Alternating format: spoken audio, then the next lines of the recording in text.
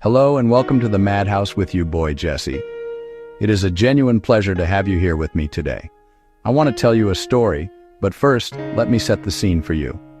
I am an American man, and for the past few years, I have been living here in the beautiful, chaotic, and wonderful Philippines. My life here is a constant adventure, and that is what I love to share on this channel.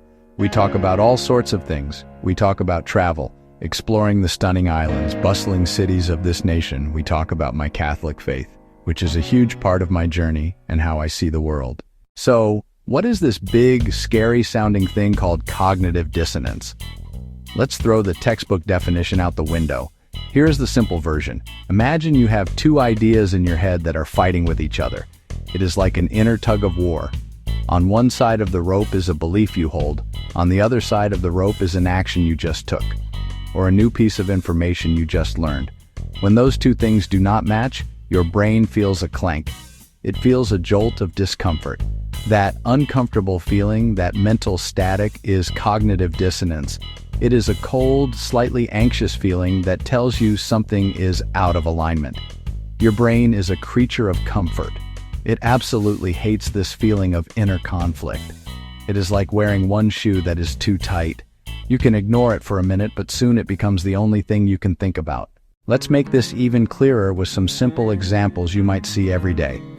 Here is a classic one. You believe, I am a smart and careful person with my money. You really hold that belief to be true about yourself. Then, you walk past a store and make a big impulsive purchase. The moment you walk out of the store, the fight begins. Belief, I am smart with money. Action, I just spent too much on that shiny thing. That yucky feeling of regret starts to creep in. That is cognitive dissonance. Your brain scrambles to fix it. How does it fix it? It starts telling you a new story. Well, I deserved a treat. I have been working so hard lately. This was actually a great deal. I would have been foolish not to buy it at this price. This will make me so much more productive. This will make me so much more happy. This will make me so much more stylish. See what is happening? The brain is not changing the action. You cannot unbuy the item, so it changes the story around the action to make it fit with your belief about yourself. The conflict is resolved and the bad feeling goes away. Now we get to the heart of the matter. Why does this make change so incredibly difficult? Any real, meaningful change introduces a massive amount of cognitive dissonance. Changing a behavior is like declaring war on part of your identity. You are pitting your new, desired self against your old, comfortable self. The brain hates that conflict. It reads struggle as pain and wants to avoid it. So the brain tries to return to what is easy and familiar. Think about trying to quit smoking. Your current reality, I am a smoker, your habits, your social circles, your daily routines. Now you introduce, I want to be a non-smoker. That creates a huge clash. Every time you resist a cigarette, you create dissonance. The old habit screams for attention. The brain experiences intense discomfort. To stop the pain, it whispers sweet little lies. You can have just one. You can quit tomorrow. This is too stressful right now. What is the point anyway? It's trying to push you back to the old behavior to resolve the conflict. That's why New Year's resolutions often fail. On January 1st, we are full of motivation. We declare, this year, I will exercise every day. But our established identity is someone who does not exercise every day. The brain seeks immediate relief and says, you are too tired today. Rest is important too. Start tomorrow when you're fresh. It finds the path of least resistance to restore peace. Your brain is clever. It has a well-worn playbook for dealing with cognitive dissonance. When a belief fights an action, it pulls out three classic moves. Understanding them is like being a magician who knows the illusion. Once you see the trick, it loses power. You can smile and say, ah, I see what you are doing. Let's expose the three tricks that keep you stuck. The first trick is denial, or avoidance. The I can't hear you method. Pretend the new information doesn't exist. Example, you love sugary snacks. You read an article about how bad sugar is for your health. Your brain encourages you to forget what you read. You might avoid health websites, or change the channel when a doctor appears. Ignoring the conflict means you never feel the dissonance. Simple, effective, but limiting. The second trick is changing belief to fit the action. More sophisticated. Instead of changing behavior, you adjust belief so the action looks okay. Say you believe in honesty, but you tell a small white lie to skip an event. The dissonance hits. Your brain shifts the belief from, I must always tell the absolute truth, to, it is okay to tell small lies if it spares someone's feelings or makes life easier. Boom. Conflict gone. Action aligns with the adjusted belief. The third trick is justification. We create a new idea to bridge belief and action. It's the land of excuses. You believe, I need to eat healthy, but you just ate a big slice of chocolate cake. The dissonance is strong. I had a really stressful day and I earned this. It's a special occasion. I'll be extra good tomorrow. Those justifications are a temporary patch, soothing discomfort without real change. Okay, so our brains are tricky little machines that hate discomfort and love excuses. That is the bad news. The good news is that you are the one in the driver's seat. You can learn to work with this system instead of being a victim of it. You can become the calm, confident teacher for your own mind. It just takes a little practice. I am going to give you 3 very simple steps. These are not complicated psychological exercises. They are practical, easy-to-remember actions you can start using the moment you finish this essay. These steps help you pause the brain's automatic reaction and give you the power to choose. Step 1 is the simplest, but also the most powerful. Just notice the feeling. That is it.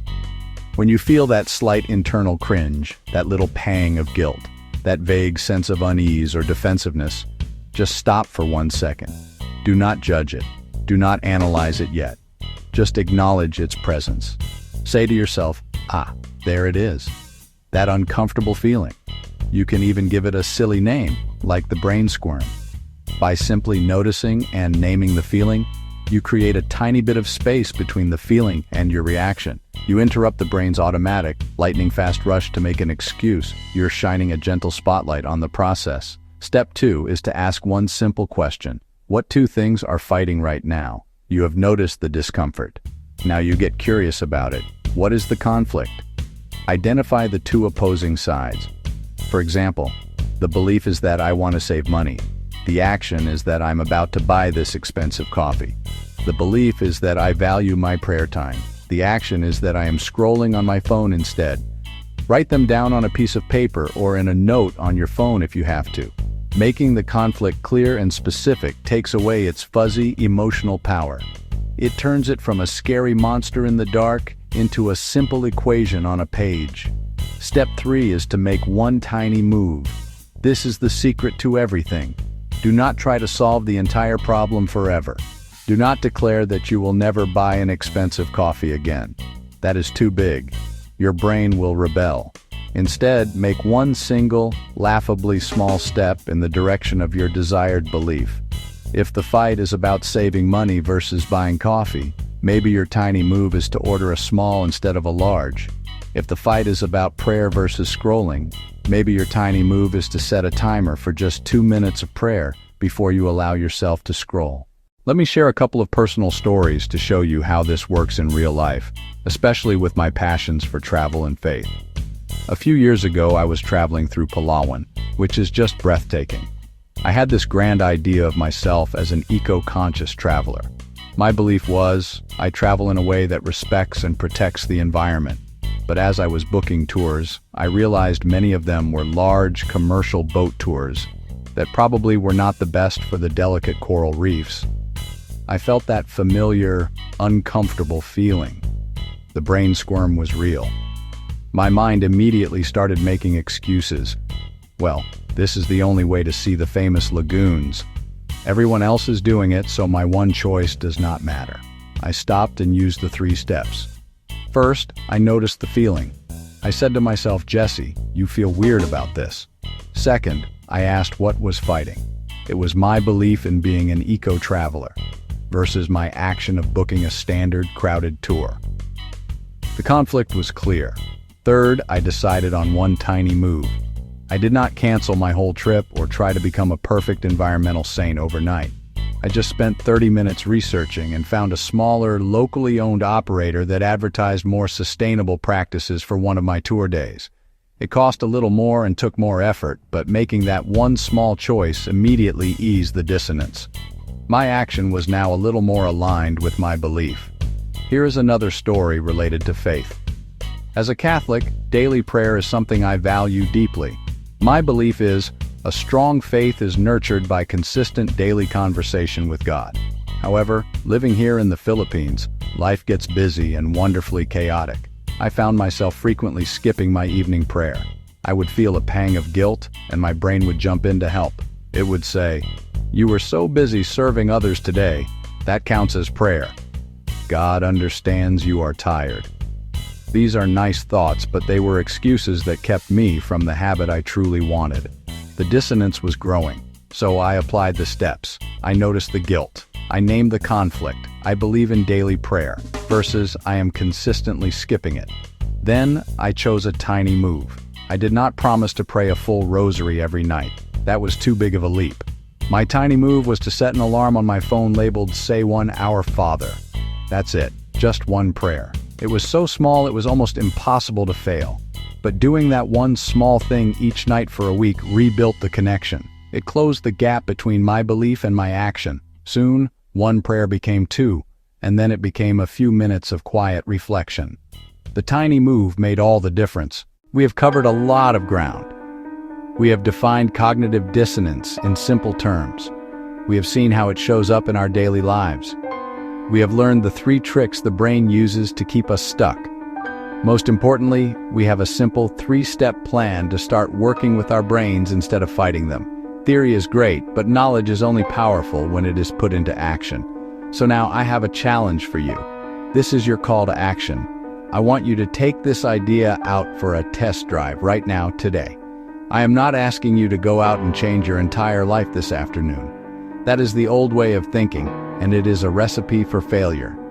Instead, do something incredibly small and manageable. Your mission, sometime in the next 24 hours, try one of the steps we talked about. Just one. Pick the one that feels easiest to you. Maybe you will focus on step 1. Pay attention to your feelings. When you feel that little twinge of "uh-oh," notice it and name it. That is a huge win. Or maybe step 2 is for you. When you notice that feeling, take 30 seconds to ask, what 2 things are fighting here? Get clear on the conflict. You don't have to solve it. If you're feeling bold, go all the way. Notice the feeling, name the conflict, then make one tiny microscopic move toward what you want. Swap one soda for a glass of water. Put your phone in another room for 10 minutes. Write down one thing you are grateful for. The smaller, the better. The point isn't a massive goal. The point is to prove to yourself you can. It's about learning to gently guide your mind. When you do this, you are training your brain. You're showing it change doesn't have to be painful or dramatic. It can be a quiet, gentle, curious process. You are the teacher. Your brain is the student. Be a kind, patient, consistent teacher. Bonus step. Share your experience with one trusted friend. Tell them, I tried this weird thing today. As we wrap this up, I want to leave you with one final crucial thought. This whole process of noticing dissonance and making small changes requires a huge dose of patience and kindness toward yourself. You are unlearning a lifetime of automatic reactions. Your brain has been using these tricks, denial, justification, belief shifting, for decades because they work to reduce immediate discomfort. You will not become a master of this overnight, and that is perfectly okay. There will be days when you make an excuse without even realizing it until later. There will be times when you choose the old, comfortable habit. When that happens, do not beat yourself up. Shaming yourself is just another form of dissonance. The worst thing you can do is get angry at yourself. Instead, treat it with that same light, curious, teacher-like attitude. Just say, "Oh, interesting. I chose the old path that time. I wonder why." Be a scientist of your own habits, not a judge. Every mistake is just data. It is information you can use for next time. The goal is not perfection. The goal is awareness. Remember to keep it light. I find that humor is one of the most powerful tools for this. When you catch your brain whispering a silly excuse in your ear, laugh at it, smile and say, "Nice try, brain, but I am on to you." This playful attitude removes the fear and pressure from the process. Change does not have to be a grim, serious battle. It can be a game you are learning to play with yourself.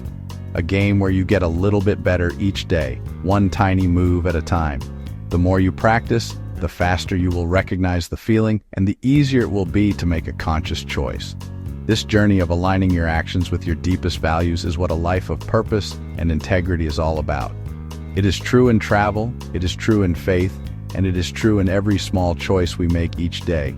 It is a lifelong practice, not a destination. So be patient, be kind, and keep practicing the small steps. You have the ability to gently and lovingly steer your life in the direction you truly want it to go. You are the one holding the map and the compass. You are in control. And as always, friends, know that you are valuable and you matter. God bless and peace.